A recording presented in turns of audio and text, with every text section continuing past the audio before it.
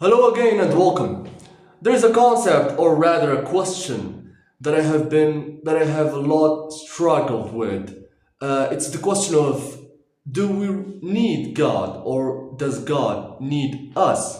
Of course, the collective imagination answer of this particular question, because we cannot know for sure, is we need God because it is us who are weak, and it is us who search for forgiveness and long for the hereafter, long for reward, and need God's grace and things like that. Religious people say that God, being God, never actually needs his creation because God is self-sufficient by definition. But we're gonna see about this particular question in a moment. I kind of feel that when religious people say that they need God's forgiveness and God's grace or God's tolerance, they kind of unintentionally deem their existence as being necessary to happen and couldn't be otherwise. A perfect analogy of this would be that I definitely need my father or my mother's approval, or my mother's acceptance, or my mother's forgiveness or grace, or whatever, my mother's protection, or whatever it is, because my existence or me being born was necessary and it couldn't be otherwise.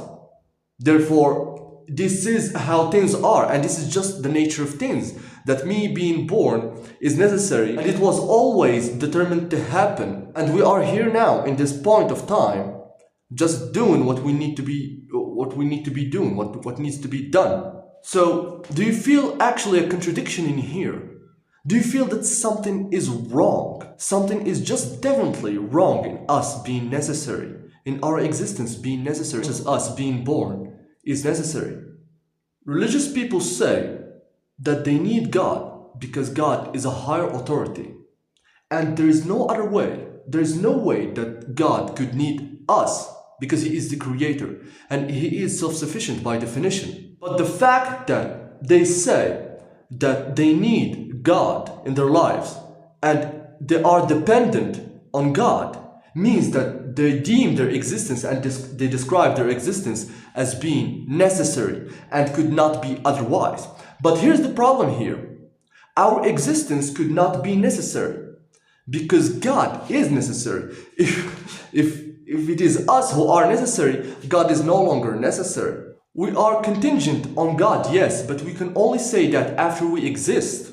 If we could agree that God has free will, since he had no beginning in time, and he is the uncaused cause, therefore he can do whatever he wants.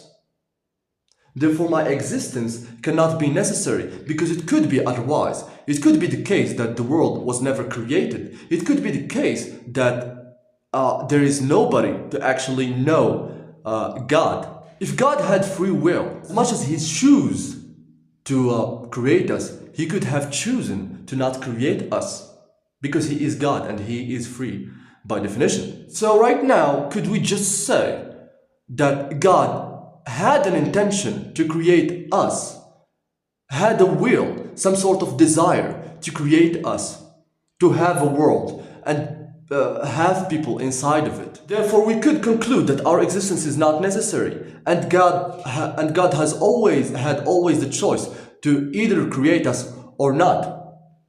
Then, based on that, how could us needing God be true? Since God definitely was before us. Since God is ahead of us in time, I can't even say time because there was no time.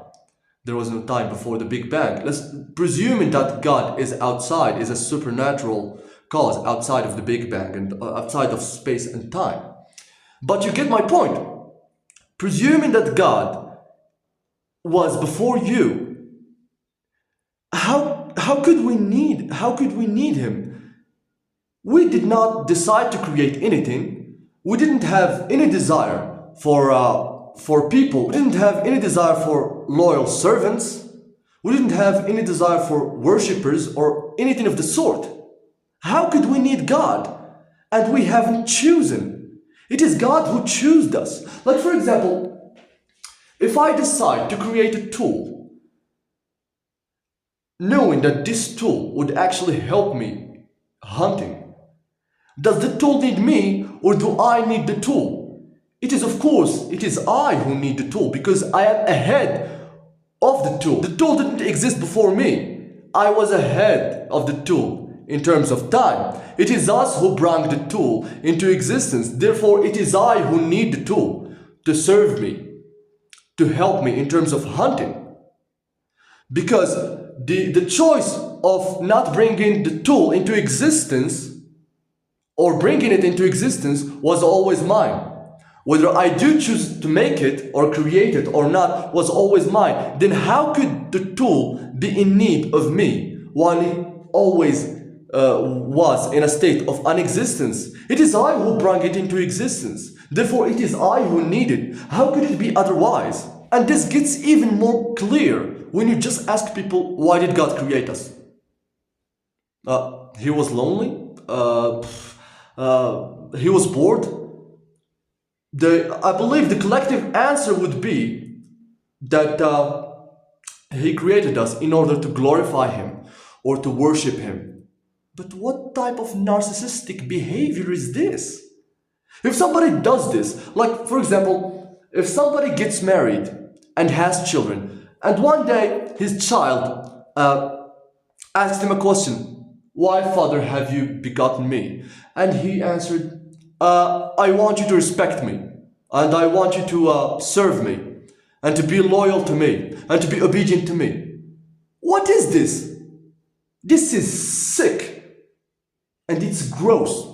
You are basically starving me to death, and you holding all the food, telling me whether if you want to be saved, you come to me and lick my ass in order for me to give you some food to save you. God damn. You're throwing me in a pit of snakes, and you want me to worship you, to believe in you, to submit to you, to be loyal to you, to be obedient to you, to serve you, to glorify you, to worship you and do all of those things just for you to throw me the rope and save me from this pit that you yourself have thrown me in. This is disgusting. I simply do not know what people were thinking, what those people were thinking when they came up with this idea.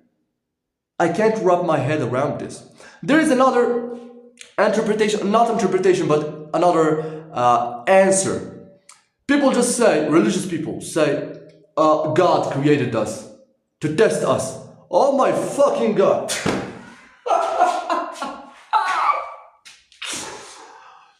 Sorry for the language, but do you understand what I'm saying? How could you bring me from the unexistence, and put me in a world against my will, and tell me that I want to test you? I mean, come on. This is illogical. This is pretty much like a father, like a person who gets married and have children, all right? And just tell them that I'm testing you, all right? I'm testing you whether you're gonna be a good son or not. If you're a good son, I'm gonna reward you. If you're a bad son, I'm gonna torment you. Possibly forever. What is this?